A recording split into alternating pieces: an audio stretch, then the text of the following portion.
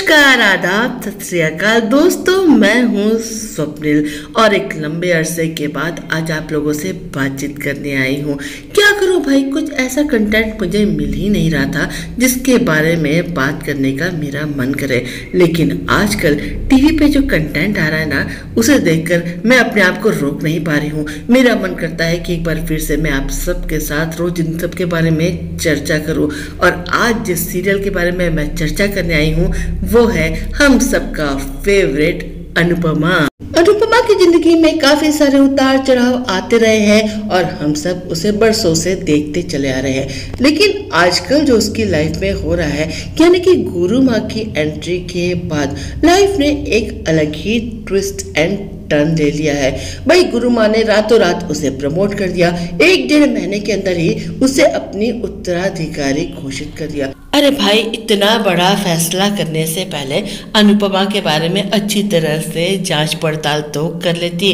अनुपमा एक घरेलू महिला है और उसके लिए उसकी परिवार ही सबसे बड़ी प्रायोरिटी है। अनुज के साथ अपने रिश्ते को भी वो इतनी इम्पोर्टेंस नहीं दे पाई जब बच्चों की बात आई। अरे अपने डांस एकेडमी तक बच्चों के हवाले करके चली आई। और गुरु माँ, आप इतनी बड़ी कलाकार हैं तो जाहिर बात है कि जो अमेरिका में इवेंट हो रहा होगा वो आपके नाम से हो रहा होगा, आपका इवेंट होगा, आपके इतने सारे हजारों शिष्य हैं वो आपके साथ परफॉर्म करने वाले होंगे। तो अनुपमा जाए या ना जाए क्या फर्क पड़ता है। अरे अनुपमा को इतनी बड़ी कलाकार तो है नहीं कि सारी दुनिया बस उसका इंतजार करती बैठी है और अगर अनुपमा नहीं आई तो शो नहीं होगा। तो अनुपमा अगर रुक भी गई तो क्या फर्क पड़ता है। आप क्यों उसके पीछे पीछे प्लेन से उतर कर चली आई?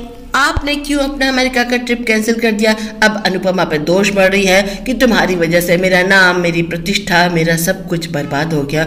अरे भाई, क्यों बर्बाद हो गया? और अगर अनुपमा को अपना गुरुकुल सौंपना ही था तो अहमदाबाद वाला सौंप देती। वहां भी तो आपकी डांस अकेडमी है जहाँ अनुपमा जाकर सीखती थी। अमेरिका वाला गुरुकुल नकुल को सौंप देती। वो बेचारा वैसे भी आपके पीछे घूम घूम कर कह कह के थक गया है कि मैं सब कुछ संभाल लूंगा। और अनुपमा ने आपको इस बार 5 पन्ने की जगह 15 पन्ने का भाषण सुनाया है ना कि माँ ऐसी होती है, माँ वैसी होती है, माँ को ये करना चाहिए, माँ को वो करना चाहिए। माना कि एक माँ के सामने जब बच्चे की पुकार सुनाई देती है तो उसे कुछ नजर नहीं आता। ये एक सच्चाई है। और इस बार तो एक सुपर नेचुरल एंगल भी डाला गया है माया का। जब माया की आत्मा ने आकर अनुपमा से कहा तो भला वो अमेरिका कैसे जा सकती थी। इंटरनेशनल फ्लाइट का दरवाजा जस्ट टेक ऑफ से पहले उसने खुलवा दिया और प्लेन से उतर कर चली आई। ये तो बहुत बड़ी न्यूज हो गई भाई, हेडलाइंस में आनी चाहिए। अब अनुपमा प्लेन से उतरी तो उतरी, पीछे पीछे मालती देवी क्यों अपने पूरे ट्रुप के साथ प्लेन से उतर कर चली आई? इतना बड़ा नुकसान क्यों सहा उन्होंने?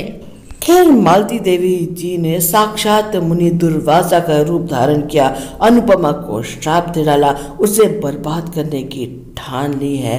अब अनुपमा क्या करेगी बेचारी? नई मुसीबतें उसका रास्ता देख रही हैं। खैर, अनुपमा तो अनुपमा है, जब बड़े बड़े उसके सामने नहीं टिक पाते हैं तो मालती देवी जी को भी वो अपने लेक्चरबाजी से सुधार ही देगी। कहानी एक बार फिर से यू टर्न लेकर वहीं पहुंच गई जहाँ से शुरू होती है, यानी कि अनुपमा सुबह सुबह तुलसी मैया पे जल चढ़ा रही है, अपने कान्हा जी से सबका ध्यान रखने के लिए कह रही है। चलो ठीक है भाई, चलो देखते हैं कि कहानी में आगे क्या ट्विस्ट एंड टर्न्स आते हैं। तो मिलते रहेंगे, बातें करते रहेंगे। मेरे चैनल से जुड़िए, इसे सब्सक्राइब करिए, लाइक और शेयर भी करिए। मैं फिर मिलूंगी आपसे। फिलहाल चलती हूँ, बाय।